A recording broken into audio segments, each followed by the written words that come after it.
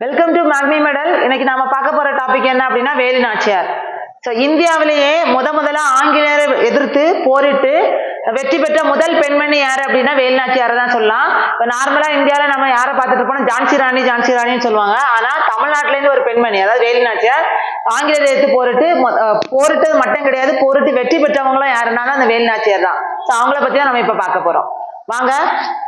இப்ப இவங்க யாரு அப்படின்னா வேலு நாச்சியார் யாருன்னா 1930 இருந்து 1996 வரைக்கும் வாழ்ந்துருக்கவங்க.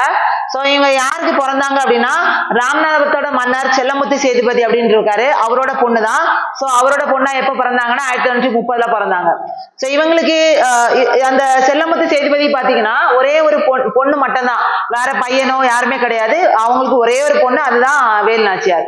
சோ இவங்க ஒரே ஒரு பொண்ணு அப்படின்றனால இவங்களுக்கு என்ன பண்ணிருப்பாங்க அப்படின்னா அவங்க வளரி சிலம்பம் இந்த மாதிரி தற்காப்பு கலைகளும், அடுத்தது இந்த போர் பயிற்சி முறைகள் எல்லாமே யாருக்கும் கத்துக் கொடுத்திருப்பாங்கன்னா வேலு நாச்சியாருக்கும் கத்துக் கொடுத்திருப்பாங்க. இது தவிர வேலு நாச்சியார் என்ன அப்படின்னா அவங்களுக்கு நிறைய லாங்குவேஜஸும் தெரியும். ஓகேவா? சோ நார்மலா தமிழ்நாட்டுல இருக்கவங்களுக்கு தமிழ் தெரியும். இது தவிர எக்ஸ்ட்ராவா அவங்களுக்கு என்ன தெரியும் அப்படின்னா பிரெஞ்சு, உருது. ஏன்னா அப்போ பிரெஞ்சுக்காரங்க இருந்திருப்பாங்க. சோ பிரெஞ்சு, உருது, அப்புறம் இங்கிலீஷ், ஆங்கிலம் இந்த லாங்குவேஜுமே அவங்களுக்கு தெரியும். அதுக்கப்புறம் பாத்தீங்கன்னா குதிரை ஏற்றம், வில்வித்தை இந்த மாதிரி விஷயங்களுமே யாருக்கு கத்துக் கொடுத்திருப்பாங்க அப்படின்னா வேலு நாச்சியாருக்கு. ஏன்னா வேலு நாச்சியார் அந்த நார்மலா இது பெண்கள் அவ்வளவு கத்துக்க மாட்டாங்கதான். ஆனா வேலு நாச்சியார் அப்போ அந்த அரச குடும்பத்துக்கு ஒரே ஒரு பொண்ணு அப்படின்றனால அடுத்த வாரிசே அவங்கதான் அப்படின்றனால இவங்களுக்கு இதெல்லாம் கத்துக் கொடுத்திருப்பாங்க. நெக்ஸ்ட் பார்க்கலாம். வேலு நாச்சியார் அவங்களோட 16வது வயசுல என்ன பண்ணிருப்பாங்க அப்படின்னா சிவகங்கை மன்னரான முத்துவடுகநாதரை கல்யாணம் பண்ணிருப்பாங்க. சரியா? சோ அப்போ முத்துவடுகநாதரை கல்யாணம் பண்ணிட்டு 16 வயசுல அவங்களுக்கு ஒரு குழந்தை இருக்கும், ஒரு பெண் குழந்தை. அந்த பெண் குழந்தைக்கு பேர் என்னன்னா வெள்ளச்சி நாச்சியார்னு சொல்லுவாங்க. சோ வெள்ளச்சி நாச்சியார் தான் அவங்களுக்கு இருந்த பெண் குழந்தை. சோ நெக்ஸ்ட் என்ன ஆகும் அப்படின்னா அப்போ யாரு இருப்பா, நம்ம இந்த டைம்ல ஆங்கிலேயர்கள் இந்தியாவில இருப்பாங்க இல்லையா? சோ அவங்க என்ன நினைச்சிட்டு இருப்பாங்கன்னா ஆங்கிலேயர் இந்தியாவுல மொத்தமா அவங்களோட பரப்பை விரிவுபடுத்தணும் அப்படின்னு நினைச்சிட்டு இருப்பாங்க. சோ அப்ப ஆற்காடு நவாப்னு ஒருத்தர் இருப்பார் இல்லையா? இந்த ஆற்காடு நவாப் கூட யாரு வருவாங்கன்னா ஆங்கிலேயரோட லெப்டினன்ட் கர்னல் பான்சூர் அப்படிங்கிறவர் வருவாரு. சோ அவரு என்ன பண்ணுவாருன்னா 1972ல காளையார் கோவில் அப்படின்ற இடத்துல, அதாவது சிவகங்கை பக்கத்துல இருக்க காளையார் கோயில்ல ஒரு போர் நடக்கும். அந்த காளையார் கோயில் போர்ல இந்த கர்னல் பான்சூரை எதிர்த்து யாரு போரிட்டு இருப்பா அப்படின்னா இந்த வேலு நாச்சியாரோட ஹஸ்பண்டான யாருன்னா முத்துவடுகநாதர் போரிட்டு இருப்பாரு. ஓகேவா? சோ அந்த போர்ல முத்துவடுகநாதர் வீர மரணம் அடைஞ்சிருப்பாரு. ஓகே, அவரால் வின் பண்ண முடியாது. சோ முத்துவடுகநாதரை என்ன பண்ணிருப்பாங்கன்னா பிரிட்டிஷ் ஆங்கிலேயர் கொண்டிருப்பாங்க. சோ அடுத்தது வேலு நாச்சியார் என்ன நினைப்பாங்கன்னா அவங்களும் அங்கே இருந்தா அவங்களையும் கொன்றுவாங்க அப்படின்றதுக்காக இவங்க அங்கே இருந்து தப்பிச்சு ஓடி அந்த குழந்தையும் தூக்கிட்டு ஓடி போவாங்க. ஓகே, வெள்ளச்சி நாச்சியாரையும் தூக்கிட்டு இவங்க தப்பிச்சு போய் எங்க இருப்பாங்க அப்படின்னா திண்டுக்கல் பக்கத்துல விருப்பாச்சி அப்படின்ற ஒரு ஊர்ல கோபால நாயக்கர் அப்படின்ற ஒரு ஆள் இருப்பாரு. ஓகே, சோ அவரோட பாதுகாப்புல எத்தனை வருஷம் இருப்பாங்கன்னா 8 வருஷம் இருப்பாங்க. சரியா? சோ இவங்க எங்க இருந்து போறாங்க, அதாவது சிவகங்கையில இருந்து தப்பி ஓடி எங்க இருக்க விருப்பாச்சிக்கு அந்த குழந்தைய தூக்கிட்டு போயிருக்காங்க, வெள்ளச்சி நாச்சியாரை தூக்கிட்டு போயிட்டு. சோ இது பாத்தீங்கன்னா நார்மலா அந்த நம்ம படத்துல எல்லாம் இந்த மாதிரிதான் வரும் இல்லையா? சோ இந்த வெள்ளச்சி நாச்சியாரையும் தூக்கிட்டு போயிட்டு எங்க போயிருக்காங்க அப்படின்னா இந்த திண்டுக்கல் பக்கத்துல இருக்க விருப்பாச்சியில கோபால நாயக்கர் அப்படிங்கிறோட பாதுகாப்புல ஒரு 8 வருஷம் இருந்தாங்க. இந்த 8 வருஷமா அவங்க சும்மா எல்லாம் இருக்கல. சரியா? சோ இந்த 8 வருஷமா அவங்க என்ன பண்ணுவாங்க அப்படின்னா அந்த ஆங்கிலேயரை நம்ம திருப்பி அந்த அவங்க ஆங்கிலேயர்கிட்ட இழந்த அந்த சிவகங்கையை நம்ம திருப்பி மீட்கணும் அப்படின்றதுக்காக என்ன பண்ணுவாங்க அப்படின்னா அப்பவே என்ன பண்ணுவாங்கன்னா அந்த 8 வருஷம் அவங்க படையை தயார் பண்ணிட்டு இருப்பாங்க. சரி, இங்க படையை தயார் பண்றதுக்கு 2 பேர் சப்போர்ட் பண்ணிருப்பாங்க. அது யாரு அப்படின்னா அங்க அவங்க ஏற்கனவே விருப்பாச்சியில இருக்க கோபால் நாயக்கர் இருக்காரு இல்லையா, அவரும் கூட மைசூர்ல அப்ப யாரு இருப்பாருன்னா ஹைதர் அலி இருப்பாரு. சோ அந்த ஹைதர் அலியும் இந்த கோபால நாயக்கர் இவங்களோட சப்போர்ட்டோட ஒரு படைப்பிரிவை உருவாக்கி இருப்பாங்க. சோ இந்த ஹைதர் அலிக்கு ஆக்சுவலா எப்படி அவங்க ஹைதர் அலிட்ட இருந்து சப்போர்ட் வாங்கினாங்க அப்படின்னா அவருக்கு ஹைதர் அலிக்கு யாரு லெட்டர் எழுதுவா அப்படின்னா அவரோட தளவாய் யாருன்னா சார் அவருடைய தளவாய் யாரு அப்படின்னா ராணுவ தலைவர்னு சொல்லுவாங்க. தளவாய் அவர் யாருன்னா தாண்டவராயர். ஓகேவா? இவர் என்ன பண்ணிருப்பாருன்னா ஹைதர் அலிக்கு ஒரு லெட்டர் எழுதியிருப்பாரு. அந்த ஹைதர் அலிக்கு லெட்டர் எழுதி எப்படி கேட்டிருப்பாருன்னா எங்களுக்கு ஆங்கிலேயரோட சண்டை போடுறதுக்கு எவ்வளவு பேர் வேணும், 5000 காலாட்படைகளும் 5000 குதிரைப்படைகளும் எங்களுக்கு அனுப்பி தாருங்க அப்படின்னு கேட்டிருப்பாங்க. சோ அவரு கேட்ட உடனே கொடுத்துட்டாரா அப்படின்னா அது கொடுத்திருப்பாரு. ரீசன் என்ன அப்படின்னா அந்த டைம்ல வேலுநாச்சியாருக்கு உருது மொழி நல்லா தெரியும் இல்லையா. நார்மலா நமக்கு தெரியல, தமிழ்நாட்டுல இருக்க முஸ்லிம்ஸ்கள் வந்து என்ன லாங்குவேஜ் பேசுவாங்க, உருது தானே பேசுவாங்க. சோ நம்ம ஹைதர் அலியுமே அவர் யாரு, ஒரு முஸ்லீம் அரசர் தான். சோ அவருமே என்ன மொழி பேசுவாருன்னா உருது மொழி தான் பேசுவாரு. சோ வேலுநாச்சியாருக்கு ஆல்ரெடி என்ன லாங்குவேஜ் தெரியும், உருது தெரியும் இல்லையா. சோ அதனால அந்த உருது மொழி அவருக்கு தெரிஞ்சனால அது ரொம்ப சப்போர்ட்டிவா இருக்கும் அவருக்கு. அதான் ஹைதர் அலிக்கு வந்து அவங்க லெட்டர் எழுதும் போது எப்படி பண்ணுவாங்கன்னா, கிழக்கிந்திய கம்பெனியோட தனக்கு இருக்கிற அந்த பிரச்சனை ஓகேவா, அதே மாதிரி ஆங்கிலேயர் எதிர்த்து நான் போரிடுறதுக்கு ரொம்ப உறுதியா இருக்கிறேன் அப்படின்றது மாதிரி என்ன பண்ணிருப்பாங்கன்னா உருது மொழியில யாருக்கு எழுதியிருப்பாங்க, ஹைதர் அலிக்கு லெட்டர் எழுதியிருப்பாங்க.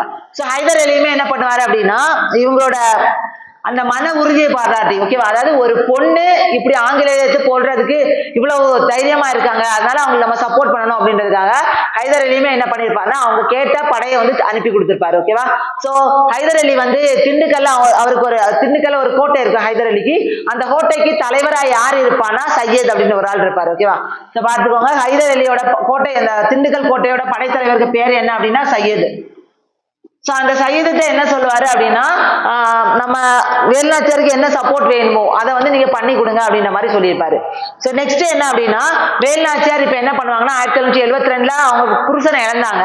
அதே ஒரு 8 வருஷம் கழிச்சு 1980 இந்த ஹைதர் அலியோட ராணுவ உதவி அப்புறம் வந்து கோபால நாயக்கரோட ராணுவ உதவியோட என்ன பண்ணுவாங்க அப்படின்னா சிவகங்கைய 8 வருஷம் கழிச்சு 1980 வந்து மீட்டிருப்பாங்க சரியா.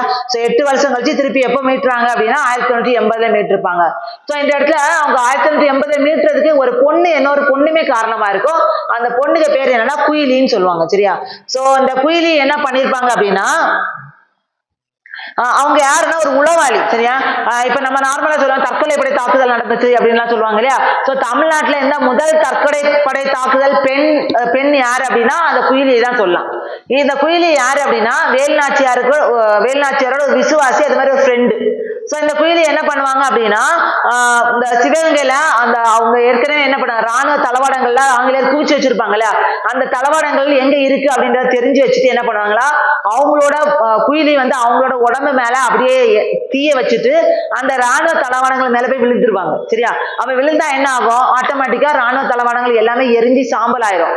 ஆனா அது கூட அது மட்டும் சாம்பலா இருக்கிறது யாரு, குயிலியுமே என்ன பண்ணிருப்பாங்க சாம்பல் ஆயிருப்பாங்க சரியா. சோ அப்போ இவங்க சிவகங்கை மீட்கிறதுக்கு யாரெல்லாம் காரணமா இருந்தாங்கன்னா ஹைதர் அலியோட படையும் காரணமா இருந்துச்சு, கோபால நாயக்கரும் காரணமா இருந்தாங்க. இது மட்டுமே கிடையாது, அந்த குயிலி அப்படின்னு அந்த பொண்ணு அவங்கள அந்த மொத்தமா ஆங்கிலேயரோட அந்த ஆயுதங்களை எல்லாம் கடங்க போய் அதாவது எரிச்சதுனால அதுவுமே ஒரு ரீசன் தான். யாரு ஈஸியா நம்ம வேலுநாச்சியார் வந்து சிவகங்கை திருப்பி மீட்கிறதுக்கு ஓகேவா. சோ இவங்க எப்ப மீட்கிறாங்க அப்படின்னா 1980 சிவகங்கை மீட்கிறாங்க. சோ சிவகங்கை மீட்டுட்டு என்ன பண்றாங்கன்னா சிவகங்கையில யார் அரசியாகிறா அப்படின்னா வேலுநாச்சியார் தான் அரசியாராங்க. அது எப்போ அப்படின்னா 1780 அரசியாராங்க. அப்போ அவங்களுக்கு யாரு வந்து மருது சகோதரர்கள் இருக்காங்க இல்லையா, நம்ம ஏற்கனவே படிச்சிருப்போம் சின்ன மருது பெரிய மருது நீங்க கேள்விப்பட்டிருப்பீங்க. அந்த மருது சகோதரர்கள் வந்து அதாவது வேலுநாச்சியார் வந்து அரசியாக முடிசூட்டுறதுக்கு வந்து என்ன ஹெல்ப் பண்றாங்க. சோ இப்படிதான் வந்து இங்க போயிட்டு இருக்கு. இந்த இடத்துல நம்ம நார்மலா அவங்கள பாத்தீங்க அப்படின்னா என்ன பண்ணிருப்பாங்க அப்படின்னா அதாவது பிரிட்டிஷ் ஆட்சி எதிர்த்த முதல் பெண்ணரசி அப்படின்னா நம்ம யார சொல்லலாம் அப்படின்னா இந்த வேலுநாச்சியார் தான் சொல்லலாம். அதே மாதிரி எதிர்த்த முதல் பெண்ணரசின்னு மட்டும் சொல்ல முடியாது, அவங்க எதிர்த்து போரிட்டு அவங்க என்ன பண்ணாங்க வெற்றியும் பெற்ற முதல் பெண்ணரசின்னா நம்ம யாரதான் சொல்லணும், வேலுநாச்சியார் தான் சொல்லணும். நார்மலா இந்தியானாலே நம்ம என்ன யோசிச்சுருக்கோம், ஜான்சி ராணி தான் யோசிச்சுட்டு இருக்கோம். ஆனா ஜான்சி ராணிக்கு முன்னாடியே தமிழ்நாட்டுல ஒரு பெண் வந்து என்ன பண்ணிருக்காங்க பிரிட்டிஷை எதிர்த்து போரிட்டு வந்து வெற்றி பெற்றிருக்காங்க. அதான் யாரு வேலுநாச்சியார். இப்ப இதுல வந்து நம்ம யார பார்க்க போறோம் எக்ஸ்ட்ராவா புக்ல யார கொடுத்திருப்பாங்க அப்படின்னா இந்த கோபால நாயக்கரை பத்தி எக்ஸ்ட்ராவா கொடுத்திருப்பாங்க. சோ கோபால நாயக்கர் யாரு அப்படின்னா நம்ம ஏற்கனவே படிச்சுட்டோம். இவர் யாரு, விருப்பாட்சியோட பாளையக்காரர் தான் யாரு கோபால நாயக்கர் இல்லையா. சோ இவர் என்ன பண்ணுவாரு அப்படின்னா ஒரு திண்டுக்கல் கூட்டமைப்பு அப்படின்னு உருவாக்கி இருப்பாரு. திண்டுக்கல் கூட்டமைப்புன்னு ஒண்ணு உருவாக்கி இருப்பாரு யாரு, இந்த கோபால நாயக்கர். சோ இந்த திண்டுக்கல் கூட்டமைப்பு தலைவரா யார் தான் இருந்திருப்பாரு, கோபால நாயக்கர் தான் இருந்திருப்பாரு சரியா. அந்த கூட்டமைப்புல வேற யாரெல்லாம் இருந்தாங்க அப்படின்னா மணப்பாறையோட லட்சுமி நாயக்கரும் அதுக்கப்புறம் தேவதானப்பட்டியோட பூஜை நாயக்கரும் இடம்பெற்றிருப்பாங்க. சோ அதுக்கப்புறம் இது தவிர இந்த கோபால நாயக்கர் வந்து இருக்கும்போது லாஸ்டா யார் இருப்பாங்கன்னா மைசூர்ல ஹைதர் அலியோட பையன் திப்பு சுல்தான் வந்து ஆட்சி பொறுப்பேற்று இருப்பாரு ஓகேவா. அப்ப திப்பு சுல்தான் என்ன பண்ணுவாரு அப்படின்னா இந்த திண்டுக்கல் கூட்டமைப்புக்கு ஒரு நல்லுறவு குழுவை அனுப்பி வச்சிருப்பாரு சரியா. சோ ஒரு நல்லுறவு குழுவை அனுப்பி வச்சிருப்பாரு. சோ அதனால என்ன பண்ணிருப்பாரு அப்படின்னா கோபால நாயக்கருக்கும் திப்பு சுல்தானுக்கும் ஒரு நல்ல ரிலேஷன்ஷிப் இருந்துட்டு இருக்கும். சோ இது தவிர இவரு நம்ம கோபால நாயக்கர் என்ன பண்ணிருப்பாரு, இவருமே என்ன பண்ணிருப்பாரு பிரிட்டிஷாரை எதிர்த்து போரிட்டு போரிட்டிருப்பாரு. அவர் எதை மையமா கொண்டு பிரிட்டிஷாரை எதிர்த்து போரிட்டார்னா கோயம்புத்தூர்ல. ஓகேவா? சோ கோயம்புத்தூரை மையமாக கொண்டுதான் யாரு இந்த கோபால நாயக்கர் வந்து பிரிட்டிஷாரை எதிர்த்திருப்பாரு. பின்னாடி அவர் யாரு கூட இணைஞ்சிருப்பாரு அப்படின்னா ஊமத்துரை தெரியும்ல, யாரு நம்ம கட்டபொம்மனோட தம்பி தான் யாரு, ஊமத்துரை. சோ கட்டபொம்மனோட தம்பி ஊமத்துரையோட பின்னாடி அதாவது இணைஞ்சி போரிட்டு இருப்பாரு யார, பிரிட்டிஷ் எதிர்த்து. சோ அதுக்கப்புறம் என்ன அப்படின்னா இவங்க வந்து லாஸ்டா அவர் எங்க போர் புரிஞ்சாரு பிரிட்டிஷ்க்கு எதிராக அப்படின்னா ஆனைமலை. லாஸ்டா இந்த கோபால நாயக்கர் எங்க வந்து போர் புரிஞ்சார் அப்படின்னா பிரிட்டிஷுக்கு எதிரா எங்க போர் புரிஞ்சார்னா ஆனைமலையில வந்து பிரிட்டிஷ்க்கு எதிராக போர் புரிஞ்சிருப்பாரு. சோ கடைசியில ஆட்டோமேட்டிக்கா என்ன, அப்ப பிரிட்டிஷ் தான் அவங்களோட படைபலம் வந்து ரொம்ப ஜாஸ்தியா இருந்தாங்க, அவங்களோட ஆயுதங்கள் தான் ரொம்ப அட்வான்ஸ்ட் ஆயுதங்கள் வச்சிருந்தாங்க. ஆனா நம்ம இந்தியர்கள் என்ன வச்சிருந்தாங்கன்னா அப்பவுமே நம்ம பழைய வாளு வில்லு இதுதான் வச்சு வந்து சண்டை போட்டுட்டு இருந்தோம். சரியா?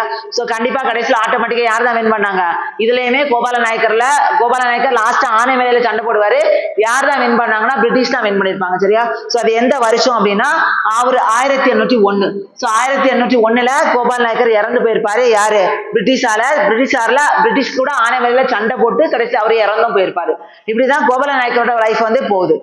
சோ இதுல அடுத்தது பாத்தீங்கன்னா வேலுநாச்சியாரோட கடைசி வாழ்க்கை அப்படின்றது எப்படி இருக்கும் அப்படின்னா வேலுநாச்சியார் வந்து இது வந்து நம்ம இதை கொடுத்துருக்காங்க. யாரு, குயிலி வந்து என்ன படிப்பாங்க, நான் சொன்னாலே அந்த கதை. அவங்க வந்து எந்த படைப்பிரிவோட தலைவரா இருந்திருப்பாங்கன்னா உடையாள் அப்படிங்கிற பெண்களோட படைப்பிரிவுக்கு தலைவரா தான் யார் இருந்திருப்பாங்கன்னா குயிலி இருந்திருப்பாங்க. உடையாள் என்ற பெண்கள் படைப்பிரிவுக்கு தலைவர் யாருன்னா குயிலி. சோ இந்த பெண் படைப்பிரிவோட தலைமையேற்றவங்க தான் குயிலி.